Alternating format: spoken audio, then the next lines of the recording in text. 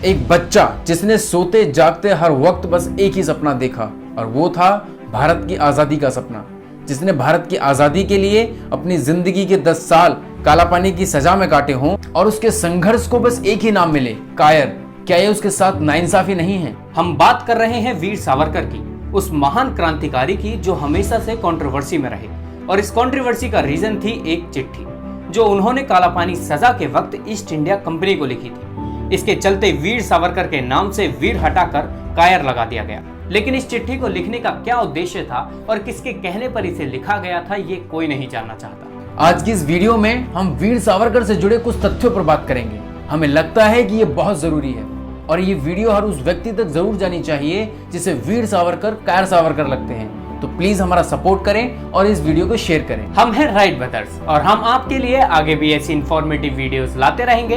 हमारा साथ देने के लिए चैनल को सब्सक्राइब करें और बेल आइकन भी दबा दें।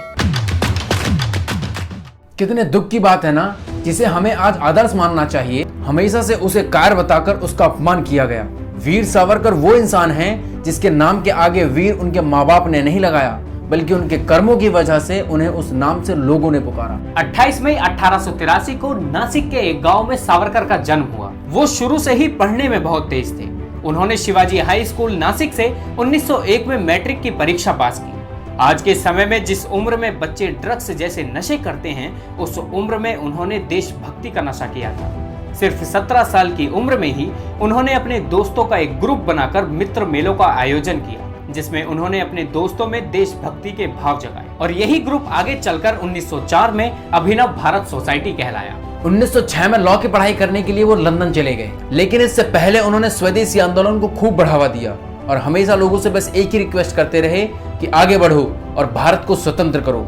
लंदन पहुंचने के बाद भी उनकी रफ्तार कम नहीं हुई, बल्कि अंग्रेजों के घर में ही रहकर भारत से अंग्रेजों को भगाने का काम और तेज कर दिया। महान क्रांतिकारी श्यामजी कृष्ण वर्मा के घर इंडियन हाउस में इनकी मीटिंग्स होने लगी, जहां मैडम कामा, वीएन चटर्जी, लाल हरदयाल और भी क्रांतिकारी इकट्ठे होते और इरिश इटालियन जैसी क्रांतिकारियों को पढ़कर उनसे इंस्पायर होते। ब्रिटिश सरकार 1857 के क्रांतिकारी आंदोलन से पहले से ही घबराई हुई थी। दोबारा ऐसा क्रांतिकारी आंदोलन ना हो, इसीलिए उन्होंने इस घटना को दबाना शुरू कर दिया था। लेकिन 1909 में सावरकर जी ने अपनी किताब the Indian war of independence 1857 से ब्रिटिश शासन को हिलाकर रख दिया था। ये बुक भगत सिंह, चंद्रशेखर आजाद, सुभाष चंद्र बोस जैसे क्रांतिकारियों की एक गाइड बुक बनी थी। नासिक जिले के कलेक्टर जैक्सन की हत्या के आरोप में सावरकर जी को 7 अप्रैल 1911 को कालापानी की सजा सुनाई गई और अंडमान द्वीप के सेल्युलर जेल भेज दिया गया। इस जेल में कैदियों को कोल्हू में बैल की तरह जोत दिया जाता था।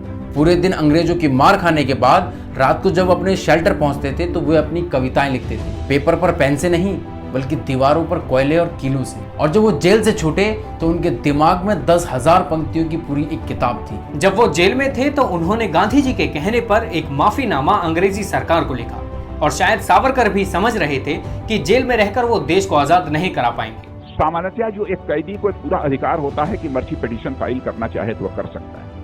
महात्मा गांधी ने कहा था कि आप मर्जी पिटीशन फाइल करो। महात्मा गांधी के कहने पर उन्होंने मर्जी पिटीशन फाइल की और महात्मा गांधी ने अपनी तरफ से ये अपील की थी। उन्होंने कहा था यदि सावरकर जी को रिहा किया जाना चाहिए, जैसे हम शांतिपूर्ण तरीके से आजादी हासिल करने के लिए आंदोलन चला रहे हैं, वैसे ही सावरकर जी भी आंदोलन चलाएंगे।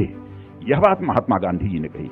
ये सोच थी उनकी, लेकिन बिना फैक्ट्स को जाने ही भारत ने तो उन्हें एक कायर करार कर दिया। अगर इतने के बाद भी आप सावरकर को कायर ही समझते हैं तो उनसे चिट्ठी लिखवाने वाले महात्मा गांधी भी एक कायर हुए। सावरकर भारत के पहले व्यक्ति थे जिन्होंने सन 1905 के बंग के बाद सन 1906 में स्वदेशी का नारा दिया और विदेशी कपड़ों की होली जलाई। वो भारत के पहले और दुनिया के एकमात्र ऐसे लेखक थे जिनकी किताब को प्रकाशित होने से पहले ही ब्रिटिश साम्राज्य की सरकारों ने प्रतिबंधित कर दिया था। वो पहले भारतीय थे जिन्होंने पूर्ण स्वतंत्रता की मांग की। सावरकर भारत के पहले व्यक्ति थे जिन्हें अपने क्रांतिकारी विचारों की वजह से अपनी बैरिस्टर की डिग्री खोनी पड़ी थी। साथ ही वो पहले भारतीय राजनीतिक कैदी थे जिसने अछूतों और महिलाओं के अधिकारों के लिए आवाज उठाई थी और एक अछूत को मंदिर का पुजारी बनाया था। इन्हीं से इंस्पिरेशन लेने के बाद डॉक्टर भीमराव अंबेडकर ने अछूतों के लिए लड़ाई लड़ी। ये वही सावरकर हैं जिन्होंने भारत के बंटवारे का विरोध किया था, पर दुर्भाग्य उनका नहीं कि उन्हें कायर कहा गया।